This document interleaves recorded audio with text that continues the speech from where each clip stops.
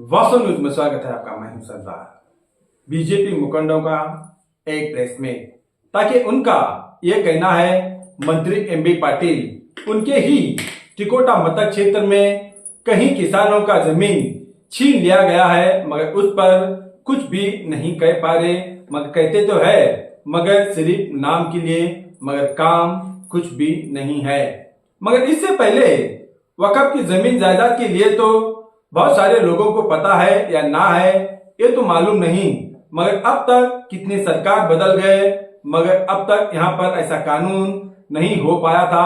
मगर इस बार अब तो यहाँ पर कांग्रेस सरकार बनने के बाद ना जाने ये प्लान कैसे किया और क्यों किया और किसने किया, ये तो कोई भी आकर कहते तो नहीं, मगर बीजेपी के लोग, बीजेपी के पक्ष के लोग, बीजेपी के नेता, ये सभी किसानों को साथ देने में रात दिन की अपनी मेहनतें लगाई तो है, मगर कोई भी कांग्रेस पक्ष के प्रेस मीट में हो या फिर बुलाकर समझौते की बात अब तक कोई भी नेता नहीं कर पा रहे।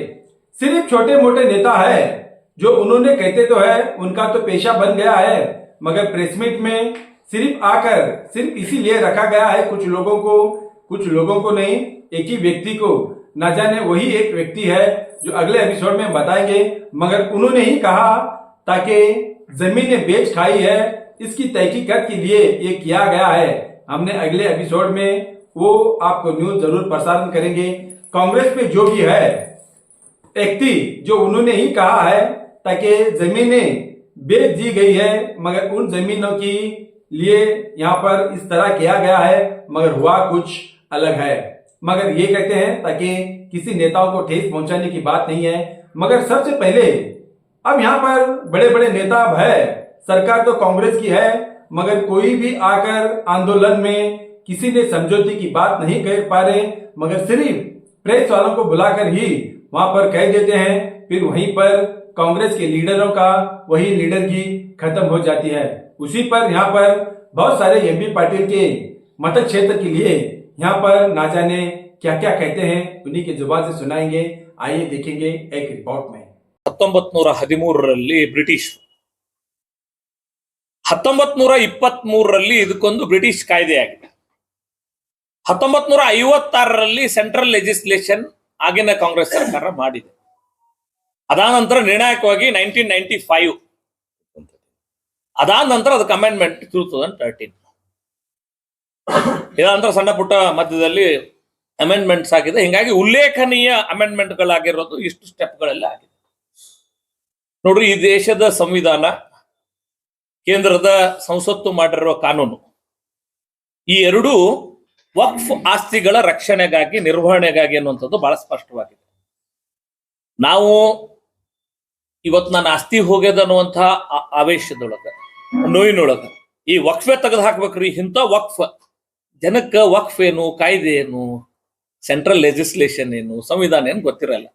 ಆವೇಶದೊಳಗೆ ಏನ್ ಹೇಳ್ತಾರ, ವಕ್ಫ್ ತೆಗೆದು ಹಾಕಿ ಬಿಡ್ರಿ ಅನ್ನುವಂಥದ್ದು ಒಂದು ಸ್ವಾಭಾವಿಕವಾಗಿದೆ. ನೀವು ಕಳೆದ ಬಾರಿ ಪ್ರೆಸ್ ಮೀಟ್ ಆಗಿ ಕೇಳಿದ್ ನಂಗೆ ನೆನಪು ಸರ್. ನಮ್ಮ ದೇಶದ ಹೆಮ್ಮೆ ಪ್ರಧಾನಿ ನರೇಂದ್ರ ಮೋದಿ ಅವರು, ಸನ್ಮಾನ್ಯ ಕೇಂದ್ರದ ಸಚಿವ ಸಂಪುಟ, ಇವತ್ತು ನಮ್ಮ ಸಂಸತ್ತು ಸರ್, ಬಹಳ ಯೋಜನಾಬದ್ಧವಾಗಿ ನಮ್ಮ ಇಂಟೆನ್ಷನ್ ಏನು ಅನ್ನುವಂಥದ್ದು, ವಕ್ಫ್ ಆಸ್ತಿಗಳನ್ನ ಏನ್ ಹಿಂದೆ ಮಾಡ್ಯಾರ ಅದನ್ನು ಉಳಿಸಬೇಕು. ನೈಜ ವಕ್ಫ್ ಆಸ್ತಿಗಳು ವಕ್ಫ್ ಪರವಾಗಿ ಉಳಿಬೇಕು. ಆದ್ರೆ ನೈಜ ವಕ್ಫ್ ಆಸ್ತಿಗಳನ್ನ ಕೆಟ್ಟವರು, ದುಷ್ಟರು, ಲ್ಯಾಂಡ್ ಗ್ರಾಬರ್ಸ್ ಅವ್ರು ಏನ್ ಕಸ್ಕೊಂಡಾರ ಅದನ್ನ ರಕ್ಷಣೆ ಮಾಡುವ ಉದ್ದೇಶದೊಂದಿಗೆ ಬಿಜೆಪಿ ಹೇಳ್ತದ. ಕಾಂಗ್ರೆಸ್ ಲ್ಯಾಂಡ್ ಗ್ರಾಬರ್ಸು, ಕಳ್ಳರು, ಅವ್ರೆಲ್ಲಾರು ಮಾಡಿದ್ದನ್ನ ರಕ್ಷಣೆ ಮಾಡ್ಬೇಕು. ರೈತರು, ಮಠಾಧೀಶರು, ಗುಡಿಗಳದು ಕಸ್ಕೋಬೇಕು ಅಂದ್ರ ಹೇಳ್ತಿರೋದು ಏನಿದೆ ವ್ಯಾಖ್ಯಾನ ಚೆನ್ನಾಗಿದೆ. ಬಟ್ ನೀವು ಸಾಫ್ಟ್ ಆಗ್ತಿದ್ರ ಅಂತ ಈಗ ಹೋರಾಟದಲ್ಲಿ ಆಸ್ತಿ ಕಸಿತೀವಿ ಅಂತ ಜನರಿಗೆ ಸಂದೇಶ ಕೊಡ್ತೀರಿ, ಇಲ್ಲಿ ಮೀಡಿಯಾ ಮುಂದೆ ಇಲ್ಲ ನಾವು ರಕ್ಷಣೆ ಮಾಡ್ತೀವಿ ಅಂತ. ಇಲ್ಲ ನೀವು ಯಾರಿಂದ ರಕ್ಷಣೆ ಅನ್ನೋದು ಇಂಪಾರ್ಟೆಂಟ್ ಅದ.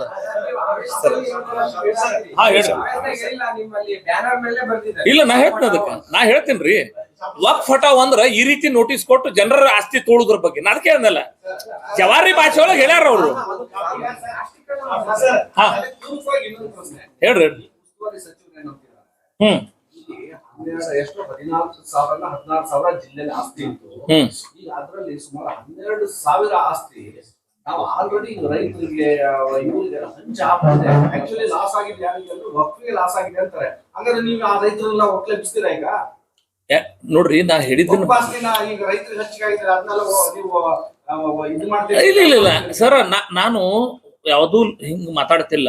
ವಿಧಾನ ಪರಿಷತ್ತಿನೊಳಗ ಒಂದು ರಿಪೋರ್ಟ್ ಸಬ್ಮಿಟ್ ಆಗ್ಯದ. ಯಾವುದರ ಆಧಾರದ ಮೇಲೆ?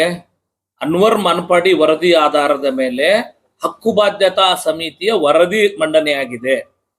ಕಾನೂನುಬದ್ಧವಾಗಿ ನಾ ಕಂಪ್ಲೀಟ್ ಮಾಡ್ತೇನೆ. I will complete it. Sir ಜಿಲ್ಲೆದು ಬರ್ತದ. ಅದರೊಳಗ ಆ ವರದಿ ಒಳಗ ಜಿಲ್ಲೆ ಒಳಗ ಕಾನೂನುಬದ್ಧವಾಗಿ ಯಾವ್ದದು ಅದು ವಕ್ಫಿಗೆ ಸೇರ್ಬೇಕು.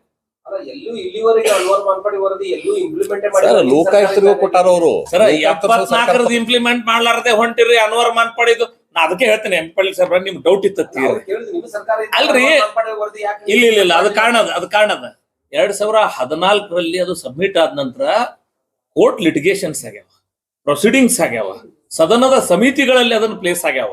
ಸರ್ ಕೊನೆಗೂ ಸದನದೊಳಗ ಮಂಡಿಸ್ಬೇಕೋ ಮಂಡಿಸಬಾರ್ದು ಅನ್ನೋ ಚರ್ಚೆ ಆಗ್ಯಾವ. ನಾ ಇವತ್ತು ಹೇಳ್ತೀನಿ ಕೇಳ್ರಿ. ನಾನು ವಿಧಾನ ಪರಿಷತ್ ಸದಸ್ಯನಾಗಿರೋ ಸಂದರ್ಭದಲ್ಲಿ ಇದೇ ಜಮೀರ್ ಅಹಮದ್ ಖಾನ್ ವಕ್ಫ್ ಸಚಿವರಾಗಿದ್ರು. ನಾವು ಒಂದು ಪ್ರಶ್ನೆ ಕೇಳಿದ್ದೆ, ಸರ್ ಯಾಕೆ ನೀವು ಅನ್ವರ್ ಮಾನಪಾಡಿ ವರದಿ ಒಳಗ ಆಗಿರೋ ಅವ್ಯವಹಾರವನ್ನ ಸಿಬಿಐ ಕೊಡಬಾರದು? ಇದು ನಿಜವಾಗ್ಲೂ ವಕ್ಫ್ಗೆ ಸೇರ್ಬೇಕಾದ ಆಸ್ತಿಯನ್ನ ಬಹಳ ಜನ ಪಟ್ಟಭದ್ರ ಹಿತಾಸಕ್ತಿಗಳು, ಅದು ನಿಮ್ ಪಕ್ಷದ ನಾಯಕರನ್ನು ಸೇರಿದಂಗ ಇದನ್ನ ಲೂಟಿ ಹೊಡೆದಾರ ಅಂತ ಆಗ್ಯದ. ನಿಮ್ದು ನೀವು ನಿಜವಾಗ್ಲೂ ಪ್ರಾಮಾಣಿಕರನ್ನು ತೋರಿಸ್ಕೊಳಕ್ ಒಂದು ಒಳ್ಳೆ ಅವಕಾಶ ಸಿಬಿಐ ಕೊಟ್ಬಿಡ್ರಿ ಅಂತ ಕೇಳಿದೆ. ಆವೇಶದೊಳಗ ಜಮೀರ್ ಅಹಮದ್ ಖಾನ್ ಅವರು ಹೌಸ್ನವ್ರು ನನ್ಗೆ ಉತ್ತರ ಕೊಟ್ಬಿಟ್ರು. I am ready to give ಅಂತ ಕೊಟ್ಬಿಟ್ರು. ಕೊನೆಗೆ ಅದು ಸದನದ ದಾಖಲೆಗೆ ಹೋದಾಗ ಇಲ್ಲ ಕೊಡುದ್ರ ಬಗ್ಗೆ ಪರಿಶೀಲಿಸಿತ್ತು ಅಂತ ಹೇಳ್ಯಾರ ಅನ್ನುವಂತ ಚರ್ಚೆ ಬಂತು. ಅದೆಲ್ಲವೂ ಮಾಧ್ಯಮದಲ್ಲಿ ಬಂದದ್ದು ಹೇಳ್ತೀವಿ. ಸರ್ ಸಾಂದರ್ಭಿಕವಾಗಿ ಇವತ್ತು ಬಸನಗೌಡರು ಕೆಳಮನೆ ಒಳಗೆ ಅವ್ರು ವಕ್ಫ್ ಇದು ಅದ್ರ ಅನ್ವರ್ ಮಾನಪಾಡಿ ವರದಿ ಕ್ರಮ ಆಗ್ಬೇಕು ಅನ್ನೋದ್ರೊಳಗೆ ಎತ್ತಾರೆ. ಯಾವಾಗ ಅವಕಾಶ ಸಿಕ್ಕದ ಅದನ್ನ ಜಾರಿಗೊಳಿಸುವ ಪ್ರಯತ್ನವನ್ನು ನಾವು ಮಾಡೇವೆ.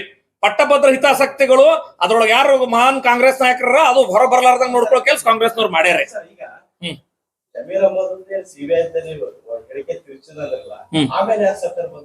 ಯಾವಾಗ ಸರ್ಕಾರ ಬಿಜೆಪಿ ಬಂದದ ಅದ್ರ ಏನ್ ಡೌಟ್ ಅದ ನಿಮ್ಗೆ? ಸರ ಇದು ಪ್ರೊಸೆಸ್ ಅವಾಗ ಏನಾಯ್ತು ಗೊತ್ತ್ರಿ? ಆ ಸಂದರ್ಭದಲ್ಲಿ ಕೋರ್ಟ್ ಅಲ್ಲಿ ಇತ್ತು, ನಂತರ ಹಕ್ಕು ಬಾಧ್ಯತಾ ಸಮಿತಿ ಎದುರುಗಡೆ ಇತ್ತು. ಸರ್ಕಾರ ರೀ ಈ ವ್ಯವಸ್ಥೆ ಒಳಗ ನೇರವಾಗಿ ತಗೊಂಡ್ ನಾ ಮಾಡ್ತೇನೆ ಹೇಳಕ್ ಬರಲ್ಲ. ವಿವಿಧ ಎಲ್ರಿ ಕಾಂಗ್ರೆಸ್ನವರು ಬಿಜೆಪಿ ಕಾಂಗ್ರೆಸ್ ಬಹಳ ಸ್ಪಷ್ಟವಾಗಿ ಹೇಳ್ತೀನಿ, ಬಿಜೆಪಿ ಯಾವತ್ತಿದ್ರು ರೈತರ ಪರವಾಗಿ, ಗುಡಿಗಳ ಪರವಾಗಿ, ಮಠದ ಪರವಾಗಿ. ಸರ್ ಮಠದ ಪರವಾಗಿ ನಾವು ಮಾಡೇವಿ. ಅದರ ಅರ್ಥ ವಕ್ಫ್ ಅನ್ಯಾಯ ಮಾಡ್ಬೇಡ್ರಿ. ಎಂ.ಬಿ. ಪಾಟೀಲ್ ಒಂದು ಅಡ್ಮಿಟ್ ಮಾಡ್ಕೊಂಡ್ರ ಏನು 12,000 ನೋಡ್ರಿ 12,000 ಎಕರೆ. ಸರ್ 12,000 ಎಕರೆ ವಕ್ಫ್ ನಾವು ರೈತರಿಗೆ ಹಂಚೇವತ್ತು ಅವ್ರು ಒಪ್ಕೊಂಡ್ರ. ನಾವು ವಕ್ಫ್ಗೂ ಅನ್ಯಾಯ ಮಾಡಲ್ಲ, ಹಿಂದೂಗಳಿಗೆ ಅನ್ಯಾಯ ಮಾಡಕ್ ಬಿಡಲ್ಲ. 74ರ ಗೆಜೆಟ್ ನೀವು 2024ವರೆಗೂ ಹಂಗೆ ಇಟ್ಕೊಂಡ್ ಬಂದಿರಿ. ಅದ್ರ ಮಧ್ಯದೊಳಗ ವಕ್ಫ್ ನಾ ಮೊನ್ನೆ ಹೇಳಿದ ಒಂದು ಲೀಗಲ್ ಎಂಟಿಟಿ ಅದಲ್ಲ ವಕ್ಫ್ನವರು ಅದನ್ನ ಇಟ್ಕೊಂಡು ಆ ಆಸ್ತಿಗಳನ್ನ ತೊಳಬೇಕು ಅನ್ನುವಂತ ಸಣ್ಣ ಪುಟ್ಟ ಇಲಾಖಾ ಮಟ್ಟದ ಪ್ರಯತ್ನಗಳು ಸುತ್ತೋಲೆಗಳು ಆಗಿರ್ಬೇಕು. ಅದ್ರ ಬಗ್ಗೆ ಎರಡು ಮಾತಿಲ್ಲ. ಆದ್ರ ಬಹಳ ದೊಡ್ಡ ಗಂಭೀರ ಸಮಸ್ಯೆ ಆಗಿ ದೊಡ್ಡ ಪ್ರಮಾಣದೊಳಗ ಅದನ್ನ ಇಂದೀಕರಣ ಮಾಡ್ಲಕ್ ಹೊರಟಿದ್ ಯಾವಾಗ? ಈಗ. ರೈತರ ಕೈ ನೋಟಿಸ್ ಬಂದಿದ್ ಯಾವಾಗ? ಈಗ. RTC ಒಳಗೆ ಕಂಡಿದ್ ಯಾವಾಗ? ಈಗ. ಹಿಂಗಾಗಿ ಇದು ಹೆಂಗ ಮಾಡಕತ್ತಾರ ಅಂತ ಹುಡುಕಕ್ ಶುರು ಮಾಡಿದ್ರು ಜನ. ನಾವ್ ಅಲ್ರಿ ಇದು. ಅರೆ ಹಂಗಾದ್ರೆ ರೈತರ ಅವತ್ ನಿಮ್ ಹತ್ರ ಬಂದಿದ್ರ ನೀವ್ ಹೇಳ್ರಿ, ಮಾಧ್ಯಮ ಹತ್ರ ನನಗ್ ಬಿಟ್ಬಿಡ್ರಿ. ಈಗ ನಿಮ್ ಹತ್ರ ಯಾರಾದ್ರೂ ರೈತರು ಬಂದಿದ್ರ ಈಗ ಬಂದಾರೋ ಇಲ್ಲ? ಈಗ ರೈತರ ದೊಡ್ಡ ಪ್ರಮಾಣದೊಳಗ ಅವಾಗ ಏನಾಗ್ತಿತ್ರಿ, ಅಲ್ಲೊಂದ್ ಇಲ್ಲೊಂದ್ ನೋಟಿಸ್ ಆಗಿರ್ಬಹುದು, ಇಲ್ಲ ತಿಳಿದಿಲ್ಲ, ಇಲಾಖಾ ಕ್ರಮವಾಗಿ ಅಲ್ಲೊಂದ್ ಇಲ್ಲೊಂದ್ ನೋಟಿಸ್ ಆಗಿರ್ಬಹುದು. ಆದ್ರ ಬೃಹತ್ ಪ್ರಮಾಣದೊಳಗ ಇಲ್ಲಿ ಬಂದು ವಕ್ಫ್ ಸಚಿವರು ಕೂತ್ಕೊಂಡು ಇಂದೀಕರಣ ಮಾಡ್ಬೇಕಂತೇಳಿ DC ಯಾವ ಶಬ್ದನಾಗ ಹೇಳ್ಯಾರ ಹೇಳ್ರಿ ಅವತ್ತಿನ ಪ್ರೊಸೀಡಿಂಗ್ದಾಗ? ಅದ ಅವ್ರ ಏನ್ ಹೇಳ್ಯಾರ, ನಾ ಹೇಳ್ದಂಗ ಅಂದ್ರ ಮುಖ್ಯಮಂತ್ರಿಗಳ ಸೂಚನೆ ಮೇರೆಗೆ ಬಂದೀನಿ, ನಾ ಹೇಳ್ದಂಗ ಮಾಡ್ಲಿಲ್ಲ ಅಂದ್ರೆ ಹುಷಾರ್ ಅಂತ ಧಮಕಿ ಹಾಕ್ಯಾರ. ಇಂಥ ಪ್ರಕರಣ ಇವತ್ತಿನ ತನ ಆಗಿರ್ಲಿಲ್ಲ. ಈ 74ರ ಸುತ್ತೋಲೆಯನ್ನು ಅದನ್ನು ತಥಾಕಥಿತ ಗೆಜೆಟ್ ಅನ್ನು ಇಟ್ಕೊಂಡು ಹಿಂದಿನ ಯಾವ ಮುಖ್ಯಮಂತ್ರಿ, ಹಿಂದಿನ ಯಾವ ಸಚಿವರು ಹಿಂಗ ಮಾಡಿದ್ದಿದ್ದಿಲ್ಲ. ಈಗ ಅವ್ರಿಗೆ ವ್ಯತ್ಯಾಸ ಗೊತ್ತಾಗೋಲ್ತು. ಯಾಕೆ ಸಮಸ್ಯೆ ಆಗ್ಯದಂದ್ರಿ, ಜನರಿಗೆ ಅದ್ರ ಬಿಸಿ ಮುಟ್ಟದ. 74ರ ಗೆಜೆಟ್ಟಿನ ಬಿಸಿ ಇವತ್ತು ಮುಟ್ಟ್ಯದ. ಹಿಂಗಾಗಿ ಜನ ಹೇಳಿದಾಗ ಒಂದು ಜವಾಬ್ದಾರಿತ ವಿರೋಧ ಪಕ್ಷವಾಗಿ ನಾವು ಅವ್ರಿಗೆ ಸಾಥ್ ಕೊಟ್ಟೆ ಹೊರತಾಗಿ ಇವ್ರು ಅನ್ಕೊಂಡಂಗ ಈಗ ಅವ್ರಿಗೆ ತೊಂದರೆ ಆಗ್ಯದ. ನನಗೆ ಎಂ ಬಿ ಪಾಟೀಲ್ ಒಂದು ಸ್ಪಷ್ಟಪಡಿಸ್ಲಿ, ನಿಮ್ ಮುಖಾಂತರ ಕೇಳ್ತೀನಿ ಸರ್. ಈ ಸ್ವಲ್ಪ ಬಿ ಪಿ ಕಮ್ಮಿ ಮಾಡ್ಕೊಡ್ರಿ, ಶಾಂತಾಗಿ ವಿಚಾರ ಮಾಡ್ರಿ, ಈ ಸಮಸ್ಯೆ ಬಗ್ಗೆ ಶಾಂತಾಗಿ ವಿಚಾರ ಮಾಡ್ರಿ. ನನಗೆ ಬಹಳ ಸಂತೋಷ ಆಗ್ಯದ M B Patil press meet ನೊಳಗೆ ಒಂದ್ ಸಂಗತಿ ಏನಂದ್ರ, ನಾ ವಕ್ಫ್ ಪರವಾಗಿಲ್ಲ. Highlight of the his press meet is ನಾನು ವಕ್ಫ್ ಪರವಾಗಿಲ್ಲ, ಯಾವುದೇ ಕಾರಣಕ್ಕೂ ವಕ್ಫಿಗೆ ಆಸ್ತಿ ಹೋಗಿಸ್ಕೊಡಲ್ಲ ಅಂತ ಹೇಳ್ಯಾರ. ಹೈಲೈಟ್ ಆಫ್ ಏನು, ಅವ್ರು ವಕ್ಫ್ ಪರವಾಗಿಲ್ಲ, ವಕ್ಫ್ ಮಾಡಿದ್ ನಾ ಸಮರ್ಥನೆ ಮಾಡ್ಕೊಳ್ಳಲ್ಲ. Try to understand. ಒಬ್ಬ ಕ್ಯಾಬಿನೆಟ್ ಸಚಿವರು, ಬಹುತೇಕ ಬಲಾಢ್ಯರು, ಇವ್ರಿಗೇನೆ ವಕ್ಫ್ ಪರವಾಗಿ ನಿಲ್ಲಕ್ ಆಗ್ತಾ ಇಲ್ಲ. ನೀವು ಅರ್ಥ ಮಾಡ್ಕೊಡ್ರಿ, ವಕ್ಫ್ ಇವತ್ತು ಯಾವ ರೀತಿ ಕೆಲಸ ಮಾಡಿದ್ರಿ ರಾಜ್ಯದೊಳಗ. ಅವರನ್ನೋದು ವಕ್ಫ್ ಪರವಾಗಿ ಅಂತಲ್ಲ, ಹಾ, ಅವ್ರು ಹೇಳಿದ ಅದೇ ಶಬ್ದ. ಅನ್ಯಾಯದ ಪರವಾಗಿ ನಾನಿಲ್ಲ ಅದ್ನೇ ರೀ, ವಕ್ಫ್ದಾಗ ಅನ್ಯಾಯ ಯು ಹ್ಯಾವ್ ಅಡ್ಮಿಟೆಡ್. ಈಗ ಸಣ್ಣ ಪುಟ್ಟ ದೋಷ ಅಲ್ಲ, ವಕ್ಫ್ ಅನ್ನ ಸಮರ್ಥನೆ ಮಾಡ್ಕೊಳಕ್ ಎಂ ಬಿ ಪಾಟೀಲ್ ಕಡೆಯಿಂದ ಆಗ್ತಾ ಇಲ್ಲ. ಅಟ್ರ ಮಟ್ಟಿಗೆ ಅವ್ರನ್ನ ಕತ್ಲಾಗಿಟ್ರ ನಾವು ಅವ್ರ ಈ ಜಿಲ್ಲೆ ಉಸ್ತುವಾರಿ. ನಾವ್ ಒಂದೇ ಹೇಳಿ, ನಾ ಎಂ ಬಿ ಪಾಟೀಲ್ ಕಿಮ್ಮತ್ ಆಯ್ತು ನಿಮ್ ಮುಖಾಂತರ. ಸರ್, ನಿಮ್ಮ ವಕ್ಫ್ ಸಚಿವರು, ಅಲ್ಪಸಂಖ್ಯಾತ ಸಚಿವರು 2 ದಿನ ಬರ್ತಾರ, ಬಿಜಾಪುರ್ನಾಗ ಇರ್ತಾರ. ವಿಜಾಪುರ್ನಾಗ ಇದ್ದು ಅವ್ರ ಏನ್ ಮಾಡ್ಯಾರ ಅಂದ್ರ, ಎಂ ಬಿ ಪಾಟೀಲ್ ಕ್ಷೇತ್ರದಂದೆ 1445 ಎಕರೆ ವಕ್ಫಿಗೆ ಹೋಗ್ಯದ ಅಂತ ಹೇಳಿ ಹೋಗ್ತಾರ. ಇದ್ ನನ್ಗೆ ಏನ್ ಅನ್ಸಾಕತ್ ಗೊತ್ತನ್ರಿ, ಕಾಂಗ್ರೆಸ್ನಾಗ ಒಂದೇನೋ ಷಡ್ಯಂತ್ರ ನಡ್ಲಿ ಆಗ್ತದೆ ಎಂ ಬಿ ಪಾಟೀಲ್ ವಿರುದ್ಧ. ಸನ್ಮಾನ್ಯ ಮುಖ್ಯಮಂತ್ರಿಗಳ ಕಳಿಸ್ತಾರ ವಕ್ಫ್ ಸಚಿವರಿಗೆ, ಅವ್ರು ಬಂದ್ ಇಲ್ಲಿ ಎಂ ಬಿ ಪಾಟೀಲ್ ಕ್ಷೇತ್ರದಂದೆ ವಕ್ಫ್ ಪಾಲ್ ಮಾಡಿ ಹೋಗ್ತಾರ ರೈತರ ಜಮೀನ. ಇವ್ರು ಏನ್ ಎಂ ಬಿ ಪಾಟೀಲ್ರು ಸನ್ಮಾನ್ಯ ಸಿದ್ದರಾಮಯ್ಯನ ಮುಖ್ಯಮಂತ್ರಿ ಕುರ್ಚಾಕಾರ ಸ್ವಲ್ಪ ಗಡಿಬಿಡಿಗೆ ಬಂದ್ರು. ನಾನು ರೇಸ್ನಾಗ ಇದೀನಿ ಮುಖ್ಯಮಂತ್ರಿ ಅಂತ ಹೇಳಿ. ಅದ್ರ ಪರಿಣಾಮ ಇವತ್ತು ಏನಾಗ್ಯದ ಅಂತ ಹೇಳಿದ್ರ, ಅದ್ರ ಪರಿಣಾಮ ಏನ್ ಮಾಡ್ರ ಅಂದ್ರ, ಜಮೀರ್ ಅಹ್ಮದ್ ಖಾನ್ಗೆ ಇಲ್ಲಿ ಕಳಿಸ್ಯಾರ. ಅವನು ಒಬ್ಬ ಸ್ಪರ್ಧಿನೇ, ಅವರು ಕುದುರೆ ಏರ್ಯಾರ ಮುಖ್ಯಮಂತ್ರಿ ಆಗೋ ಸಲುವಾಗಿ. ಜಮೀರ್ ಅಹ್ಮದ್ ಖಾನ್ ಈ ಜಿಲ್ಲಾಕ್ ಬಂದು ಸನ್ಮಾನ್ಯ ಎಂ ಬಿ ಪಾಟೀಲ್ ಕ್ಷೇತ್ರದಂದೆ 1445 ಎಕರೆ ರೈತರದ್ದು ವಕ್ಫ್ ಪರವಾಗಿ ಬರದ್ ಹೋಗ್ಬಿಟ್ರ. ಇವತ್ತ ಎಂ ಬಿ ಪಾಟೀಲ್ ಏನಾಗ್ಯದ, ಕ್ಷೇತ್ರದಂದು ಹೋಗ್ಯದ ಅನ್ನಕ್ಕೂ ಆಗ್ತಾ ಇಲ್ಲ, ಸಮರ್ಥನೆ ಮಾಡ್ಕೊಳಕ್ಕೂ ಆಗ್ತಾ ಇಲ್ಲ. ಒಬ್ಬ ಕ್ಯಾಬಿನೆಟ್ ಸಚಿವರು ವಕ್ಫಿನ ಕುಕೃತ್ಯವನ್ನ ಸಮರ್ಥಿಸ್ಕೊಳ್ಳಕ್ ಆಗದೆ ಇರುವಂತ ಸ್ಥಿತಿ ತಲುಪಿದ ಒಬ್ಬೇ ಕ್ಯಾಬಿನೆಟ್ ಸಚಿವರದಲ್ಲ, ಕಾಂಗ್ರೆಸ್ ಕರ್ನಾಟಕದಾಗ ತಲುಪಿರೋ ಸ್ಥಿತಿ ಇದು. ಈ ವಕ್ಫ್ ಇವತ್ತೇನ್ ಕರ್ನಾಟಕದಾಗ ಮಾಡಿಟ್ಟದಲ್ರಿ, ಇದನ್ನ ಸಮರ್ಥನೆ ಮಾಡ್ಕೊಳಕ್ ಕಾಂಗ್ರೆಸ್ಗೆ ಆಗ್ತಿಲ್ಲ, ಹೆಣಗಾಡಕತ್ತಾರ. ಆ ಸಿಟ್ಟಿಗೆ, ಆ ಆಕ್ರೋಶಕ್ಕ, ಆ ಹತಾಶೆಗೆ ಶಿಕ್ಷಕರ ಮೇಲೆ ಹರಿ ಹಾಯ್ಬೇಡ್ರಿ ಗೌಡ್ರ, ಇದು ಒಳ್ಳೇದಲ್ಲ. ನೀವು ನೋಡ್ರಿ, ನೀವ್ ಹೆಂಗ್ ಹೇಳಿದ್ರ ಪ್ರೆಸ್ ಮೀಟ್ ನಾಗ ಗಾಬ್ರಾಗಿನಿ. ಆ ಮಠಾಧೀಶರ ಬಗ್ಗೆನು, ಮಠಾಧೀಶರು ನಿಮ್ದು ಸರಿ ಅಂದಾಗ, ಇಶ್ಯೂ ಸರಿ ಅಂದಾಗ ನಿಮ್ ಜೊತೆನೂ ಬರ್ತಾರೆ. ಇವತ್ತು ರೈತರದ್ದು ಮಠ ಮಾನ್ಯಗಳು ಗುಡಿದಂದಾಗ ಅವ್ರ ಧ್ವನಿ ಎತ್ತಬೇಕಾಗ್ತದ, ಮೂಲಭೂತ ಕರ್ತವ್ಯ. ಎರಡನೇದು ಪ್ರಶ್ನೆ ಕೇಳೋದ್ರ ನೀವು ಬಿಜೆಪಿನೇ ಸೇರಿರ್ತಾರ, ಹಿಂಗಾದ್ರೆ ಹೆಂಗ್ರಿ? ನಮ್ ಪ್ರಹ್ಲಾದ್ ಜೋಶಿ ಅವ್ರು ಬಾ ಚಂದ ಹೇಳ್ಯಾರ ನಿನ್ ಪ್ರೆಸ್ ಮೀಟ್ನಾಗ. ಎಂ ಬಿ ಪಾಟೀಲ್ ಸ್ವಲ್ಪ ಡಿಫ್ರೆಂಟ್ ಪೊಲಿಟಿಷಿಯನ್ ಅಂತ ತಿಳ್ಕೊಂಡಿದ್ದೆ, ಅವ್ರು ಹಿಂಗ್ಯಾಕ್ ಮಾಡಕತ್ತಾರ ಅಂತ ಕೇಳಿದ್ರು ಪ್ರಶ್ನೆಯಾಗ. ನಾ ಅಲ್ಲ, ನಮ್ ಪ್ರಹ್ಲಾದ್ ಜೋಶಿ ಅವ್ರು ಕೇಳಿದ್ರು. ಒಂದು ಅದೇ ಮಠ ಮಾನ್ಯಗಳು ಕಟ್ಟಿರೋ ಶಿಕ್ಷಣ ಸಂಸ್ಥೆ ಮುಖ್ಯಸ್ಥರು ಇವ್ ಒಂದು ಒಳ್ಳೆ ಶಿಕ್ಷಣದ ಕೆಲಸ ಮಾಡಾಕತ್ತಾರ. ಇವತ್ತು ಒಂದು ಬಹು ಅಮೂಲ್ಯವಾಗಿರುವಂತ ಇನ್ನೂ ಹಲವಾರು ಮಠಗಳ ಆಸ್ತಿ ಮೇಲೆ ವಕ್ಫ್ ಕೂತಾಗ ಸಂಕಟ ಏನಾಗ್ತದ ಅನ್ನೋದು ಆ ಮಠದವ್ರಿಗೆ ಆಗಿರ್ತದ. ಆ ಸಂಕಟಕ್ಕೆ ಮಾತಾಡ್ತಾರ. ನಿಮ್ಗೆ ಎಲ್ಲಾನು ರಾಜಕಾರಣ ಆಗಿರ್ಬೋದು ಈ ಜಿಲ್ಲೆ ಒಳಗ, ಆದ್ರ ಮಠಾಧೀಶರು ಯಾಕೆ ಮಾತಾಡಕತ್ತಾರ ಅಂತ ಸಂಕಟ, ರೈತರು ಯಾಕೆ ಮಾಡಾಕತ್ತಾರ ಹೇಳ್ರಿ ಸಂಕಟಕ್ಕೆ. ಸರ್, ಒಂದು ಗಿಡದ ಸಲುವಾಗಿ, ಒಂದು ಒಡ್ಡಿನ ಸಲುವಾಗಿ ಈ ಜಿಲ್ಲಾದೊಳಗ ಅಣತಂಬ್ರು ಹೊಡೆದಾಡಿದ ಪ್ರಕರಣಗಳು ನೋಡ್ತೀವಿ. ನೀವು ನೇರ ಅವ್ರ ಆಸ್ತಿ ಕೈ ಹಾಕಿ ಅವ್ರ ಹೊಟ್ಟಿ ಮೇಲೆ ಹೊಡಿತೀನಿ ಅಂದ್ರ ಇದು ಬಹಳ ಎಮೋಷನಲ್ ಆಗ್ತದ್ರಿ. ರೈತರ RTC ಕೈ ಹಾಕಿರೋ ಯಾವ ಸರ್ಕಾರ ಉಳಿದಿಲ್ಲ. ರೈತನ ಮೇಲೆ ಕೈ ಹಾಕಿರೋ, ರೈತರ RTC ಕೈ ಹಾಕಿರೋ ಯಾವ ಸರ್ಕಾರ ಉಳಿದಿಲ್ಲ. ನೀವೇನ್ ತಪ್ಪು ಮಾಡ್ರಿ ತಿದ್ಕೊಳಕ್ ನೋಡ್ರಿ. ಎಲ್ಲೋ ಒಂದ್ ಕಡೆ ನನಗೆ ಖುಷಿ ಅನ್ನಿಸ್ತು, ಏನು ಇಲ್ಲ ವಕ್ ತಪ್ಪು ಮಾಡ್ಯದ ಅಡ್ಮಿಟ್ ಮಾಡ್ಕೊಂಡ್ರು, ನಾವ್ ಏನಾರ ಮಾಡಿ ಸರಿ ಮಾಡ್ಬೇಕು ಅಂತೀರಿ ಅಂತ ಅನ್ಕೊಂಡ್ರು. ಈಗ ನೀವ್ ಹೇಳಿದ ಪ್ರಶ್ನೆ ಕೇಳ್ತೀನಿ, ಅವರು ಸುತ್ತೋಲೆ ಹಿಂದ್ ತಕ್ಕೋಬಹುದು, ಸುತ್ತೋಲೆ ಹೊರಡಿಸಬಹುದು, ಎರಡೂ ಉಳಿತಾವ ಇಲ್ಲೋ ರೆಕಾರ್ಡ್ನಾಗ? ಎರಡು ರೆಕಾರ್ಡ್ನಾಗ ಉಳಿದು ಸರ್, ಯಾವುದೇ ಒಂದು ಲೆವೆನ್ ಒಳಗೆ ಎಂಟ್ರಿ ಆಗ್ಬೇಕಂದ್ರ ಸರ್ ಅದೊಂದ್ಕೊಂಡು ಮ್ಯೂಟೇಶನ್ ಆಗ್ಬೇಕು. ಒಂದ್ ಮ್ಯೂಟೇಶನ್ ರಿಜಿಸ್ಟರ್ನಾಗ ಉಳಿತೋ ಇಲ್ಲ, ಎಂಟ್ರಿ ಆಗಿದೆ, ತೆಗ್ದಿದ್ದು ಮ್ಯೂಟೇಶನ್ ರಿಜಿಸ್ಟರ್ನಾಗ ಉಳಿತೋ ಇಲ್ಲೋ, ಇವೆರಡು ನಾಳೆ ಕೋರ್ಟ್ನಾಗ ಹೋಗಾಕ ವಕ್ಫಿಗೆ ಅನುಕೂಲ ಆಗ್ತದ ಅನಾನುಕೂಲ ಆಗ್ತದ ಸರ್? ಬಹಳ ದೊಡ್ಡ ತೊಂದರೆ ಆಗ್ತದ.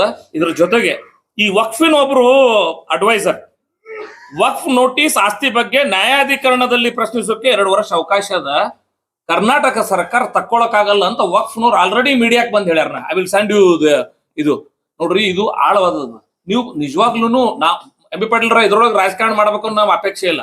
ನಮ್ಗಿರುವುದೇನು, ಒಂದು ಜವಾಬ್ದಾರಿಯುತ ವಿರೋಧ ಪಕ್ಷವಾಗಿ ರೈತರು ಇವತ್ತು ಅಭದ್ರತೆಯೊಳಗ ಒದ್ದಾಡ್ಬೇಕಾದ್ರ ಮಠ ಮಾನ್ಯದ ಸ್ವಾಮಿಗಳು ಬೀದಿಗೆ ಬಿದ್ದು ನಾವು ಹೋರಾಡ್ಲಿಲ್ಲ ಅಂದ್ರೆ ಮಠ ಉಳಿದಿಲ್ಲ, ಗುಡಿ ಉಳಿದಿಲ್ಲ, 1000 ವರ್ಷದ ಹಿಂದಿನ ಸೋಮೇಶ್ವರ ದೇವಸ್ಥಾನ, ಕಲ್ಯಾಣ ಚಾಲುಕ್ಯರ ದೇವಸ್ಥಾನ ಉಳಿದಿಲ್ಲ ಅನ್ನೋಂತ ಭಯದ ವಾತಾವರಣ ನಿರ್ಮಾಣ ಆದಾಗ ನೀವು ಬಿಜೆಪಿ ಕಾಂಗ್ರೆಸ್ ಅಂತ ಹೇಳಿ ಹಿಂಗೆಲ್ಲ ಪ್ರೆಸ್ ಮೀಟ್ ಮಾಡಿ ಇದು ಬಿಜೆಪಿಯಿಂದನೇ ನಿರ್ಮಾಣ ಆಗಿದ್ದು ನಾವೆಲ್ಲ ಬಹಳ ಒಳ್ಳೇದ್ ಮಾಡ್ತೀನಿ ಅಂತ ಹೇಳುದ್ರಿಂದ ಒಳ್ಳೆ ಸಂದೇಶ ಕಳಿಸಲ್ ನೀವು ನಿಮ್ಮ ವನದಟ್ಟಾಗ್ಯದ ಆದ ನಂತರ ಮತ್ತೆ ಯಾಕ್ರಿ ವಕ್ಫ್ ತಪ್ಪು ಮಾಡ್ಯಾರ ರಾಜ್ಯಸಭೆ ಮತ್ತು ಲೋಕಸಭೆಯಲ್ಲಿ ನಿಮ್ಮ ಬಹುಮತ ಇದೆ.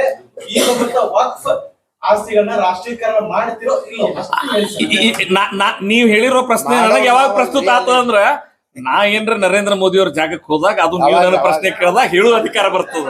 ನೀವ್ ಅರ್ಥ ಮಾಡ್ಕೊಡ್ರಿ, ನೀವು ಜಿಲ್ಲಾ ಮಟ್ಟದ ಕಾರ್ಯಕರ್ತಗ ನೀವು ದೇಶದಾಗ ಏನ್ ಮಾಡ್ತೀರ ಅಂತ ಕೇಳಿದ್ರೆ ಹ್ಯಾಂಗ್ರಿ ಅಶೋಕಣ್ಣ ಇದು ನೀವು ಸರ್ ನಾ ಅದಕ್ಕೆ ಅಲ್ಲಿ ಅದಾರ ನಿಮ್ಮ ರಿಪ್ರೆಸೆಂಟೇಟಿವ್ ಕೇಳ್ತಾರ ಸರ್. ನಾ ಹೇಳ್ತ ಕೇಳ್ರಿ, ಈಗ ಅವರು ಒಂದು ಸದುದ್ದೇಶದೊಂದಿಗೆ ಅಮೆಂಡ್ಮೆಂಟ್ ಮೂವ್ ಮಾಡ್ಯಾರ. ಈಗ ಈ ಜಿಲ್ಲೆ ಉಸ್ತುವಾರಿ ಸಚಿವರು ಎಂ ಬಿ ಪಾಟೀಲ್ರಿಗೆ ಜ್ಞಾನೋದಯ ಆಗ್ಯದ, ವಕ್ಫ್ ತಪ್ಪು ಮಾಡ್ಯದ ಅನ್ನೋದು. ಸೊ ಈಗ ಅವ್ರು ಇದಕ್ಕೆ ಬೆಂಬಲಿಸ್ಲಿ. ನಾ ನಿಮ್ ಮೂಲಕ ವಿನಂತಿ ಮಾಡ್ಕೊತೀನಿ, ಕೇಂದ್ರ ಮೂವ್ ಮಾಡಿರೋ ಅಮೆಂಡ್ಮೆಂಟ್ ಗೆ ಎಂ ಬಿ ಪಾಟೀಲ್ ವಕ್ಫ್ ತಪ್ಪದ ಅನ್ನೋದು ಮನದಾಟಾಗ ದಯವಿಟ್ಟು ಬೆಂಬಲಿಸ್ಲಿ ಅಂತ ವಿನಂತಿ ಮಾಡ್ಕೊತೀನಿ. ಅವ್ರ ಸ್ವಂತ ಬುದ್ಧಿಯಲ್ಲಿ ಹೇಳೋದೇ ಇಲ್ಲಲ್ಲ. ಈಗ ಒಂದು ವಾಹಿನಿಗೆ ದೇವಸ್ಥಾನದ ಆಸ್ತಿಗಳಿಗೆ ಏನಾದ್ರು ಮುಖ್ಯ ಹಾಕ್ತೀರ ನಾವು? ದೇವಸ್ಥಾನ ಆಸ್ತಿಗಳನ್ನ ರಾಷ್ಟ್ರೀಕರಣಗೊಳಿಸ್ತೀರ ನಾವು? ಸರ್ ಈ ಜಿಲ್ಲೆ ಒಳಗಿನ ಒಟ್ಟು ಇದು ಯಾಕೆ ಹಿಂಗ ಆಗ್ಲಕತ್ತದಂದ್ರಿ, ಅತಿ ಬುದ್ಧಿ ಇರುವ ಜೀವಿಗಳಿಂದ ಸಮಸ್ಯೆ ಅದ. ನೋಡ್ರಿ, ಎಲ್ಲೂ ನಿನ್ನೆನೂ JPCಯ ಚೇರ್ಮನ್ ಇರಬಹುದು, ನಮ್ಮ ಸಂಸದರು ಅದರ ಸದಸ್ಯರಾಗಿರುವಂತ ತೇಜಸ್ವಿ ಸೂರ್ಯ ಇರಬಹುದು, ನಾವುಗಳು ವಕ್ಫ್ ಆಸ್ತಿ ಮುಕ್ತಗೋಳ್ ಮಾಡ್ರಿ ಅಂತ ನಾವ್ ಯಾರು ಹೇಳಿಲ್ಲ. ನಿಮ್ಗೆ ಸ್ಪಷ್ಟ ಗೊತ್ತಿರಲಿ. ನಾ ಅಂತರೂ ನಿಮ್ಗೆ ಸ್ಪಷ್ಟ ಹೇಳಿಲ್ಲ. ನಾನಂತೂ ಹೇಳಿಲ್ರಿ, ನೀವು ಪೂರ್ತಿ ಕೇಳಿಸ್ಕೊರಿ. ಪೂರ್ತಿ ಕೇಳಿಸೋರಿ. ಈಗ ಹಿಂಗಿದ್ದಾಗ ನೀವು ಅವ್ರು ಏನ್ ಮಾಡೋದಲ್ಲ, ಪ್ರಚೋದನಕಾರಿ ಹೇಳಿಕೆ ಅಂತ ಭಾವಿಸ್ತೇನೆ. ಪ್ರಚೋದನಕಾರಿ ಹೇಳಿಕೆ ಇಂಥ ಕೆಲವು ಮಂದಿ ಅತಿ ಬುದ್ಧಿಜೀವಿಗಳು ಸೇರ್ಕೊಂಡು ನಮ್ ಜಿಲ್ಲಾ ಉಸ್ತುವಾರಿ ಸಚಿವರು ಪ್ರೆಸ್ ಮೀಟ್ ಮಾಡಿದಾಗ ಕೆಲವು ಶಬ್ದ ಬಳಸ್ಯಾರ. ಅದು ನಾವು ರಾಜಕೀಯ ಕ್ಷೇತ್ರದವರು ನೋಡ್ರಿ, ಯಾವಾಗ್ಲೂ ಧರ್ಮ, ಯಾವಾಗ್ಲೂ ಸಂಸ್ಕೃತಿ, ಈ ವಿಷಯಗಳದಾಗ ಅತಿ ರಾಜಕೀಯವಾಗಿ ನಾವು ಮಾತಾಡಕ್ ಹೋದೇವ್ ಅಂದ್ರ ಅದು ನಮಗೆ ಅಪಾಯ. ನಾವೇನಿದ್ರು ಒಂದು ಇದ್ರೊಳಗಿರ್ಬೇಕು. ಅವ್ರವ್ರ ಅಜೆಂಡಾ ಅವ್ರು ಮಾಡ್ತಾರ. ಈಗ ವಕ್ಫ್ ಬರ್ತಿರೋದ್ರ ನೀವು ದೇವಸ್ಥಾನ ಮಾಡ್ತೀರಿ ಅಂತ ಹೇಳಿದ್ರೆ 2 ದಿನದ ಸುದ್ದಿ ಆಗ್ಬಹುದು, ಜಾಮದಾರ್ ಹೀರೋ ಆಗ್ಬಹುದು ಅದನ್ನ ಹೇಳಿ. ಆದ್ರ ಸಮಾಜದ ಒಳಿತಿನ ದೃಷ್ಟಿಯಿಂದ ಒಳ್ಳೇದು. ನಾವೇನ್ ಹೇಳಕತ್ತೇವಿ, ವಕ್ಫ್ ಹಿತದಲ್ಲಿರೋ ಆಸ್ತಿ ವಕ್ಫ್ ಕುಳಿಬೇಕು. ನಿಜವಾದಂತ ವಕ್ಫನು ನೈಜ ವಕ್ಫ, ಕಾನೂನುಬದ್ಧ ವಕ್ಫ, ಯೋಗ್ಯವಾಗಿರುವಂತದ್ದು ಅದರದ್ದು ಅದು ಒಂದು ಸಂವಿಧಾನಬದ್ಧ ಕರ್ತವ್ಯ ಯಾವುದೇ ಸರ್ಕಾರ ಇರಲಿ. ಎರಡನೇದು ಹಂಗಂತ ಹೇಳಿ ನಾವು ವಕ್ಫ್ ಆಸ್ತಿ ಹೊಡಿತೀವಿ. ಈಗ ನಿಮ್ಗೆ ಭಾಳ ಇಂಟ್ರೆಸ್ಟ್ ಇತ್ತಂದ್ರೆ ಬಿಜಾಪುರ ಜಿಲ್ಲೆ ವಕ್ಫ್ ಆಸ್ತಿ ಹೊಡೆದೋರ್ದು CBI ತನಿಖೆ ಮಾಡ್ಲಿ. ವಕ್ಫ್ನಿಂದ ಲೋನ್ ಕೊಟ್ಟು ವಾಪಸ್ ತೊಗೊಳಾರ್ದು CBI ತನಿಖೆ ಮಾಡ್ಲಿ. ಹಂಗ ಹತ್ತದಾವ ನಿಮ್ಗೆ ಆ ಕಳಕಳಿನ ತೋರಿಸ್ರಿ.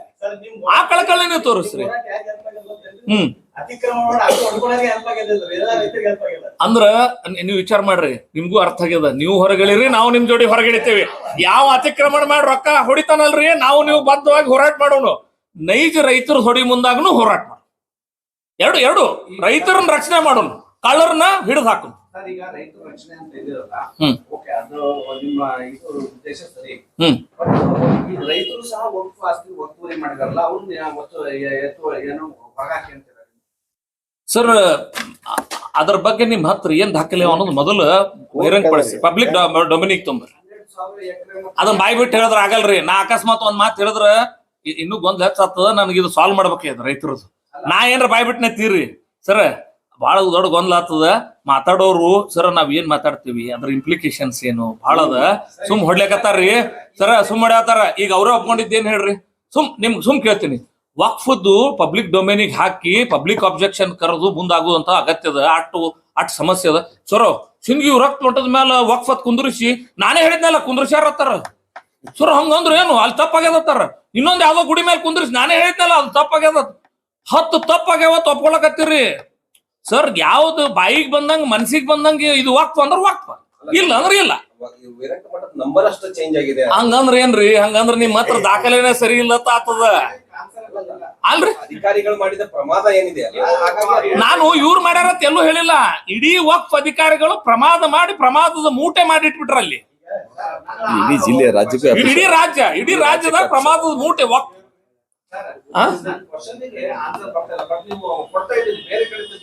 ಏನ್ ಹೇಳ್ರಿ? ರೈತರು ರೈತರಿಗೆ ಆಗಿದೆ ಅಂತ ಅವ್ರದ್ದು ಮೇನ್ ಇರೋದು. ಸರ್ ಕ್ವಶನ್ 12,000 ಆಗಿದ್ರ ಬಗ್ಗೆ ಹಿಂಗಾಗಿ ಮುಂದಿನ ಕ್ರಮದ ಪ್ರಶ್ನೆ ಇಲ್ಲ. 12,000 ಬೇಕಾ ಬಾಯಿ ಬಂದಂಗ ಹೇಳ್ತಾರ್ರಿ. 12 ನಂಬರ್ ಅವ್ರ ಇಲ್ಲಿ 1000 ಎಕರೆ ಅದತ್ತಾರ, ಇಲ್ಲ ಅಲ್ಲದು ಅಲ್ಲಿ ಅದತ್ತಾರ, ಆ ಮಡದಾಗ ಅದತ್ತಾರ, ಸರ್ವೆ ನಂಬರ್ ಇಲ್ಲ ಅತ್ತಾರ. ಹೆಂಗ್ ನಂಬುದು ಅವ್ರನ್ನ?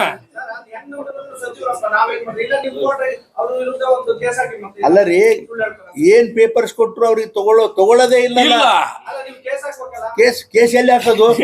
ಪರಿವಹನ ಬಗ್ಗೆ ಅಧಿಕಾರ ಇಲ್ಲ ಅವ್ರಿಗೆ, ಯಾವ್ದು ಅಧಿಕಾರನೇ ಇಲ್ಲ. ಅಲ್ಲ ತಗೊಂಡದ್ದು ವಾಪ್ ಕಮಿಟಿ ಅವರು. ಅಲ್ಲ ಅವನ ಮೇಲೆ ಏನಂತ ಹಾಕೋದು? ಕೇಸ್ ಏನಂತ ಹಾಕ್ಬೇಕು? ನೀವು ಬಹಳ ಇಂಟೆಲಿಜೆಂಟ್, ನಿಮಗೆ ಒಬ್ರು ಹಾಕೊಂಡು ಕೊಡ್ರಿ. ಮಂತ್ರಿ ಮೇಲೆ ಹಂಗ ಹಾಕ್ಬೇಕು ಬರ್ತದ? ವಾಪ್ ಕಮಿಟಿ ಬಗ್ಗೆ ಅದ, ಮಂತ್ರಿ ಮೇಲೆ ಹಾಕಿ ಏನ್ ಪ್ರಯೋಜನ? ಸಾಹೇಬ್ರೆ ನೋಡ್ರಿ, ಸರ ನಾ ನಂಬುದ್ರು ರೈತರು ನಂಬಲ್ರಿ. ಹಿಂಗ್ಯಾಕ್ ಮಾಡ್ತೀರಿ? ಜಿಲ್ಲಾ ನಂಬಲ್ತು, ಸಮಾಜ ನಂಬಲ್ತು, ನಾ ನಂಬುದ್ ನಂಬ್ಲಾರ್ದು ಎಷ್ಟು ವಿಷಯ ಅದ್ರಿ. ನಮ್ಮ MP ಸಾಹೇಬ್ರು ನಾವು ನಂಬ್ಲಾರ್ದು ಏನದು? ಅವ್ರು ಹೇಳಿದಾರೆ ರೈತರ ಜಮೀನನ್ನ ವಕಫ್ ತಗೊಂಡಿದೆ, ವಕಫ್ ಆಸ್ತಿನ ರೈತರು ತಗೊಂಡಿದ್ದಾರೆ ಅಂತಕ್ಕಂಥದ್ದು ಸಚಿವರೇ ಹೇಳಿದ್ದಾರೆ. ಬಹಿರಂಗ ಪಡಿಸ್ಬಿಡ್ಲಿ ಹೇಳಿದಾರೆ ಅಂದ್ರೆ ಅದನ್ನ ದಾಖಲಾತಿ ಸಮೇತ ಕೊಡ್ಲಿಕ್ಕೆ ನೀವೇ ಕೇಳಂಗಿಲ್ಲ. ಅಲ್ರಿ, ಸಚಿವರು ಅದನ್ನ ಬಿಡುಗಡೆ ಮಾಡ್ಲಿ. ನಿನ್ನ ಆಸ್ತಿ ನಿಂದ ಅಲ್ಲಪ್ಪ ಅಂತ ರೈತರಿಗೆ ಹೇಳಿ, ನಾವೆಲ್ಲಿ ಬೇಡ ಅಂತೇಳಿ ಹೇಳಿ. ಸಚಿವರು ಹೇಳಿ, ನಾವು ಸೊಂಪು ಕುದುರ್ತೇವ. ನಾವ್ಯಾಕ್ ಬೇಡ? ಈಗ ಬಿಜೆಪಿ ಅವಧಿಯಲ್ಲಿ ಅಲ್ಲ ಸರ್, ಬಿಜೆಪಿ ಅವಧಿಯಲ್ಲೂ ನೋಟಿಸ್ ಹೋಗಿದೆ, ಕಾಂಗ್ರೆಸ್ನವರು ಕೊಟ್ಟಿದ್ದಾರೆ. ಇದೆಲ್ಲ ಕೊಡಕ್ ಕಾರಣ ಏನು? ಅದೇನಾದ್ರು ಮೂಲ ತಮ್ಗೆ ಮಾಹಿತಿ ಇದೆಯಾ ಸರ್? ಇಲ್ಲ, ಅಷ್ಟೆಲ್ಲ ಮಾಹಿತಿ ಇಲ್ರಿ. ನನಗೆ ಅನ್ಸಿದ್ದು ಹೇಳ್ತೀನಿ, ಒಂದೇ ವ್ಯತ್ಯಾಸ ಗೊತ್ತು. ಎರಡಕ್ಕೂ ವ್ಯತ್ಯಾಸ ಏನಂದ್ರಿ? ಕಡಿಮೆ ಕೊಟ್ಟಿದ್ರೆ ಇಲ್ಲ, ಕಾಂಗ್ರೆಸ್ನಾಗ ಸಿದ್ದರಾಮಯ್ಯನವ್ರ ಸೂಚನೆ ಮೇರೆಗೆ ವಕ್ಫ್ ಸಚಿವರು ಬಂದ್ ಮಾಡ್ಸ್ಯಾರ. ನಮ್ಮಲ್ಲಿ ಕೆಳಕೆಳಗ ಅಧಿಕಾರಿಗಳು ಏನ್ ಮಾಡ್ಯಾರ? ಇವತ್ತ ಆರ್ಕಿಯಾಲಜಿ ಡಿಪಾರ್ಟ್ಮೆಂಟ್ ದಾಗ ರಾಜ್ಯದೊಳಗ 43 ಆಸ್ತಿಗಳಿಗೆ ನೋಟಿಸ್ ಕೊಟ್ಟಾರಂತ ಅನ್ನೋದ್ರ ಬಗ್ಗೆ ಮಾಧ್ಯಮದಾಗ ಬಂದದ್ದು ನಾವು ನೋಡಿದೀವಿ, ಹೌದಾ? ಈಗ ಬಿಜಾಪುರಕ್ಕೆ ಸಂಬಂಧಪಟ್ಟಂಗೆ 3 ಆಸ್ತಿಗಳ ಸಂಬಂಧಪಟ್ಟಂಗ ವಕ್ಫ್ದವರು ಸುಪ್ರೀಂ ಕೋರ್ಟ್ ಹೋಗಿದ್ರು. ಸುಪ್ರೀಂ ಕೋರ್ಟ್ದವರು 2004 ಜಜ್ಮೆಂಟ್ ಕೊಟ್ಟಾರ ಈ ಆಸ್ತಿ ಆರ್ಕಿಯಾಲಜಿ ಡಿಪಾರ್ಟ್ಮೆಂಟ್ ಸಂಬಂಧಪಟ್ಟಂತದ್ದು ಅನ್ನೋದ್ರ ಬಗ್ಗೆ. ಇವತ್ತು ಸುಪ್ರೀಂ ಕೋರ್ಟ್ ಜಜ್ಮೆಂಟ್ ಕೊಟ್ಟ ಮೇಲೆಯೂ ಕೂಡ 20 ವರ್ಷದ ನಂತರ ಮತ್ತೆ ನೋಟಿಸ್ ಕೊಡ್ತಾರ ಅವರಿಗೆ. ನ್ಯಾಯಾಲಯದ ಆದೇಶ ಆದರೂ ಸುಪ್ರೀಂ ಕೋರ್ಟ್ ಆದೇಶ ಅದ, ಸುಪ್ರೀಂ ಕೋರ್ಟ್ ಆದೇಶ ಇದ್ದದ್ದು. ಸುಪ್ರೀಂ ಕೋರ್ಟ್ ಆದೇಶ ಇದ್ದದ್ದು 2004 ಜಜ್ಮೆಂಟ್ ಮಾಡಿದ್ದದು. ಇವತ್ತು ಮತ್ತೆ 20 ವರ್ಷದ ನಂತರ ನೋಟಿಸ್ ಕೊಡ್ತಾರ. ಏನಂದ್ರೆ 2074 ಗೆಜೆಟ್ನಾಗ ಐತೆ ಅಂತ. ಕರ್ನಾಟಕ ಸಂಬಂಧಪಟ್ಟ ಕರ್ನಾಟಕ ಸಂಬಂಧಪಟ್ಟಂಗ ಬಿಜಾಪುರದಲ್ಲಿ ಸಂಬಂಧಪಟ್ಟಂಗ ವಿಶೇಷವಾಗಿ ASI ಪ್ರಾಪರ್ಟಿ ಬಗ್ಗೆ ಇದು ಹೇಳಿ. ಪ್ರಾಪರ್ಟಿ ಯಾವುದು? ಮೂರು ಪ್ರಾಪರ್ಟಿ ಸಂಬಂಧಪಟ್ಟಂಗ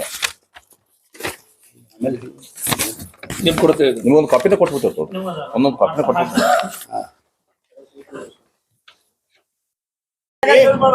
ನೋಡ್ರಿ, ಈಗ ಐತಿ ಹೇಳೋದೆಲ್ಲ ಹೇಳಾರ.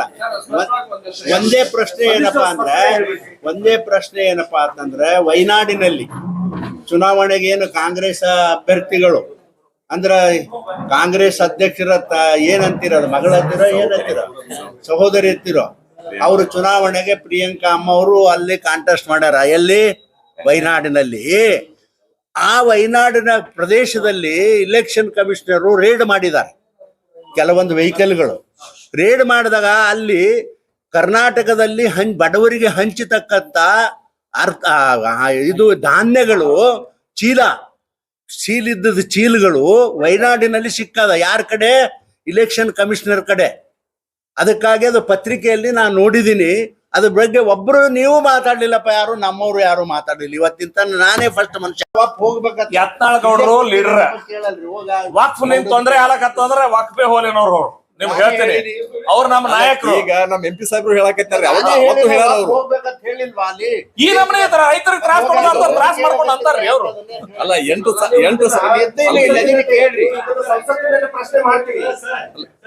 ನೀವ್ ಹೇಳ್ದಂಗೆ ಕೋರ್ಟ್ ಆದೇಶಗಳಾಗಿರ್ತಾವ. ಅದು ಸಮಗ್ರವಾಗಿರುವಂತ ಅಧ್ಯಯನದ ಅಗತ್ಯ ಸರ್. ನೀವ್ ಹೇಳ್ದಂಗೆ ನಾ ಇಲ್ಲ ಅನ್ನೋದಿಲ್ಲ. ಈಗ ನಮ್ ಸರ್ಕಾರದ ಅವಧಿಯಲ್ಲಿ ಅಂತ ಒಂದ್ ಯಾವ್ದೋ ಸರ್ಕ್ಯುಲರ್ ತಂದು ತೋರಿಸಿದ್ರಲ್ಲ, ಅವ್ರೊಂದು ಬಿಡುಗಡೆ ಮಾಡಿದ್ ನಿಮ್ಮಂತ ಪತ್ರಕರ್ತರ ನಾನು ಪಾಟ್ ಕಳ್ಸಿದ್ರು.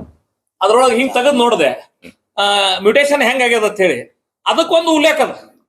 ಆ ಉಲ್ಲೇಖಕ್ಕೆ ಹೋದ್ರೆ ಅದಕ್ಕೆ ಇನ್ನೊಂದು ಉಲ್ಲೇಖ ಅದ.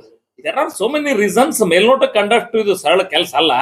ಆವೇಶದೊಳಗ ಬಡಬಡ ಏನಪ್ಪಾ ಅಂತಂದ್ರ ನಿಮ್ಗೆ ವಕ್ಫ್ ತಪ್ಪು ಮಾಡ್ಯದನ್ನೋದು ಮಂಡಟ್ ಆಗ್ಯದ. ಮಂತ್ರಿಗಳೇ, ದಯವಿಟ್ಟು ನೀವು ಕೇಂದ್ರದ ಅಮೆಂಡ್ಮೆಂಟ್ ಅನ್ನ ಬೆಂಬಲಿಸಿ ವಕ್ಫ್ ಕಾಯ್ದೆ ಸರಿಯಾಗಿ ಬರ್ಲಿ, ದೇಶಕ್ಕ ಒಳಿತಾಗ್ಲಿ ಅಂತ ವಿನಂತಿ ಮಾಡ್ಕೊಳ್ತೀವಿ. Last conclusion